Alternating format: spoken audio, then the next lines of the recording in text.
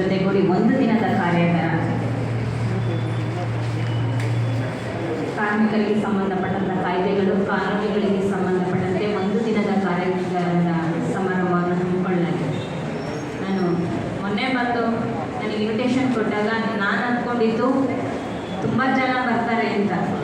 ಯಾಕಂತಂದರೆ ಈ ಥರ ಫಂಕ್ಷನ್ಸ್ಗಳು ಮಾಡೋವಂಥದ್ದು ತಮ್ಮೆಲ್ಲರ ಉಪಯೋಗಕ್ಕಾಗಿ. ಎಷ್ಟೋ ಜನಕ್ಕೆ ಕಾನೂನುಗಳು ಇರೋದು ಗೊತ್ತು, ಅದರ ಪ್ರಯೋಜನಗಳ ಬಗ್ಗೆ ಅರಿವಿರೋದಿಲ್ಲ.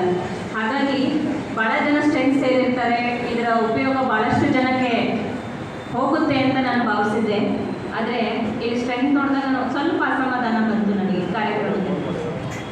ಆದಾಗ್ಯೂ ಪರವಾಗಿಲ್ಲ, ಇಲ್ಲಿ ಎಷ್ಟು ಜನ ನೆರೆದಿರ್ತೀರ. ಇವತ್ತಿನ ಒಂದು ದಿನದ ಕಾರ್ಯಾಗಾರ ಕಾರ್ಮಿಕರಿಗೆ ಸಿಗೋಂಥ ಹಕ್ಕುಗಳು, ಸವಲತ್ತು ಮತ್ತು ಅವರ ಸೌಲಭ್ಯಗಳ ಬಗ್ಗೆ ತಮಗೆ ತಿಳಿದುಕೊಳ್ಳಕ್ಕೆ ಒಂದು ದಿನದ ಕಾರ್ಯಾಗಾರನ ಮಾಡಿರೋದನ್ನ ಪ್ರಯೋಜನನ ತಾವು ಪಡ್ಕೊಳ್ಳಿ ಮತ್ತು ತಮಗೆ ಗೊತ್ತಿರುವಂತಹದನ್ನು ಇನ್ನೊಂದಷ್ಟು 4 ಜನಕ್ಕೆ ಹೇಳಿದರೆ ಈ ಒಂದು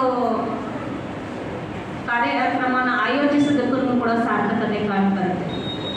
ಈ ಒಂದು ನಿಟ್ಟಿನಲ್ಲಿ ನನಗೆ ಕೊಟ್ಟಿರುವಂಥದ್ದು ನಮ್ಮ ಕಾನೂನು ಸೇವಾ ಪ್ರಾಧಿಕಾರದ ಮೂಲ ಉದ್ದೇಶ ಏನು, ಅದರ ಚಟುವಟಿಕೆ ಏನು ಎಂಬುದರ ಬಗ್ಗೆ ಜನಸಾಮಾನ್ಯರಿಗೆ ಸ್ವಲ್ಪ ತಿಳಿ ಹೇಳಿ ಅಂತ ನೆನ್ನೆ ಕೇಳಿಕೊಂಡ್ರು.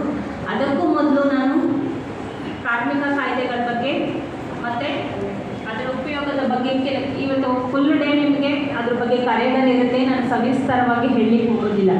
ಆದಾಗ್ಯೂ ಕೂಡ ಕಾರ್ಮಿಕರನ್ನ ರಕ್ಷಣೆ ಮಾಡೋದಕ್ಕೋಸ್ಕರ ಅವರ ಉದ್ಯೋಗ ಸ್ಥಳದಲ್ಲಿ ಆರೋಗ್ಯವಾದಂತಹ ಒಂದು ವಾತಾವರಣ ಸೃಷ್ಟಿ ಮಾಡುವಂಥ ಉದ್ದೇಶಕ್ಕಾಗಿ ನಮ್ಮ ರಾಜ್ಯ ಸರ್ಕಾರ ಇರ್ಬೋದು, ಕೇಂದ್ರ ಸರ್ಕಾರ ಇರ್ಬೋದು, ಹಲವಷ್ಟು ಕಾಯ್ದೆಗಳನ್ನ ಜಾರಿಗೆ ತಂದಿದೆ. ಅದರ ಬಗ್ಗೆ ಯಾರಿಗೂ ಕೂಡ ಸರಿಯಾದ ಮಾಹಿತಿ ಇಲ್ಲ. ಸರಿಯಾದ ಮಾಹಿತಿ ಇಲ್ಲದಿದ್ದಾಗ ಏನಾಗುತ್ತೆ, ಅದರ ಸವಲತ್ತುಗಳು ನಾವು ಪಡ್ಕೊಳ್ಳೋಕ್ಕೆ ಖಂಡಿತ ಸಾಧ್ಯ ಇಲ್ಲ. ಹಾಗಾಗಿ ಮೊದಲು ನಮ್ಮ ಕಾಯ್ದೆ, ನಮ್ಮ ಹಕ್ಕುಗಳು, ನಮ್ಮ ಸವಲತ್ತುಗಳನ್ನು ಸಂಪೂರ್ಣವಾಗಿ ತಿಳ್ಕೊಂಡಾಗ ಮಾತ್ರನೇ ಅಂತಹ ಕಾಯ್ದೆಗಳಿಗೆ ಬೆಲೆ, ಅಂಥ ಕಾಯ್ದೆಗಳನ್ನು ಮಾಡಿದಕ್ಕೂ ಕೂಡ ಸಾರ್ಥಕತೆ ಕಂಡುಬರುತ್ತೆ. ಎಷ್ಟು ಜನಕ್ಕೆ ಇಲ್ಲಿ ನಾವು ವೇತನ ಪಾವತಿ ಕಾಯ್ದೆ ಬಗ್ಗೆ ಗೊತ್ತು, ಕನಿಷ್ಠ ವೇತನ ಕಾಯ್ದೆಗಳ ಬಗ್ಗೆ ಗೊತ್ತಿದೆ? ಎಷ್ಟು ಜನಕ್ಕೆ ಗೊತ್ತಿದೆ? ಎಲ್ಲರಿಗೂ ಗೊತ್ತಿದೆ. ಹೆಣ್ಣುಮಕ್ಕಳಿಗೆ, ಮಹಿಳಾ ಉದ್ಯೋಗಿಗಳಿಗೆ ಹೆರಿಗೆ ಸೌಲಭ್ಯ ಇದೆ. ಆ ಉದ್ಯೋಗದ ಸ್ಥಳದಲ್ಲಿ